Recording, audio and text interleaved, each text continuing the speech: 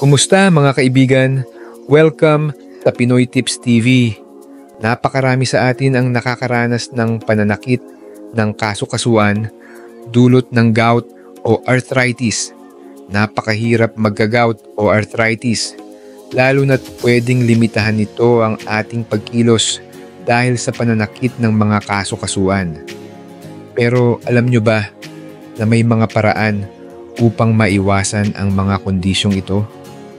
Kaya naman, sa video na ito, pag-uusapan natin ang 5 simpleng tips para mapanatiling malusog ang iyong mga kaso-kasuan at makaiwas sa gout at arthritis. Tara na, alamin natin. Ngunit bago tayo magpatuloy, please like and subscribe sa Pinoy Tips TV.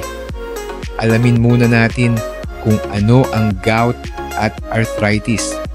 Ang gout ay isang uri ng arthritis na sanhi ng sobrang uric acid sa dugo. Kapag hindi na proseso ng maayos, ang uric acid ay nagiging kristal na naiipon sa mga kaso-kasuan na nagdudulot ng matinding sakit at pamamaga. Samantalang ang arthritis ay pangkalahatang termino para sa mga kondisyon na nakakaapekto sa mga kaso-kasuan tulad ng osteoarthritis at rheumatoid arthritis. Kaya't importante na malaman natin ang mga hakbang para maiwasan ang mga ito. Unang tip natin ay umiwas o bawasan ang mga pagkaing mataas sa purine. Ang purine ay isang substance na kapag nabasag sa katawan ay nagiging uric acid. Kabilang sa mga pagkaing mataas sa purine ang red meat, organ meats tulad ng atay, at ilang uri ng seafood gaya ng sardinas at scallops. Kung gusto mong iwasan ang gout, piliin ang mas masustansyang alternatibo tulad ng chicken breast o tofu. Ang pangalawang tip ay iwasan ang pag-inom ng alak, lalo na ang beer at sugary drinks tulad ng soft drinks. Ang mga ito ay maaaring magdulot ng pagtaas ng uric acid levels sa dugo.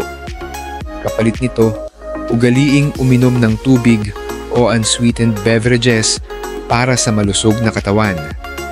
Ang pangatlong tip ay ang pagpapanatili ng tamang timbang.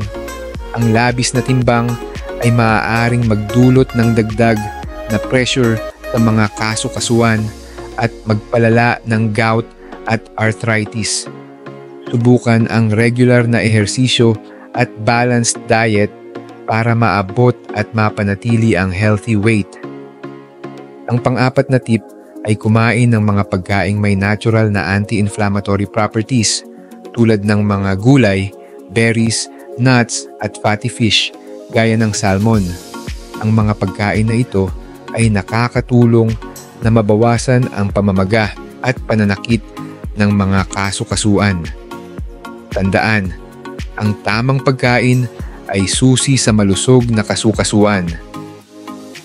Huling tip natin ay ang sapat na pag-inom ng tubig.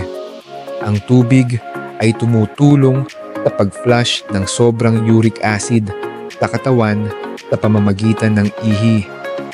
Siguraduhing uminom ng hindi bababa sa 8 basong tubig araw-araw o higit pa kung ikaw ay aktibo o nasa mainit na lugar. At iyan ang 5 simpleng tips para maiwasan ang gout at arthritis. Tandaan, ang kalusugan ng ating mga kaso-kasuan ay depende sa ating lifestyle at daily habits. Sa pamamagitan ng tamang pagkain, tapat na ehersisyo at hydration, maiiwasan natin ang sakit at pananakit na dulot ng gout at arthritis. Kung nagustuhan mo ang video na ito at may natutunan ka, huwag kalimutang mag-like, mag-subscribe at i-share ito sa iyong mga kaibigan at pamilya. Maraming salamat sa inyong panonood at tandaan, prevention is better than cure. Hanggang sa susunod, mga kaibigan.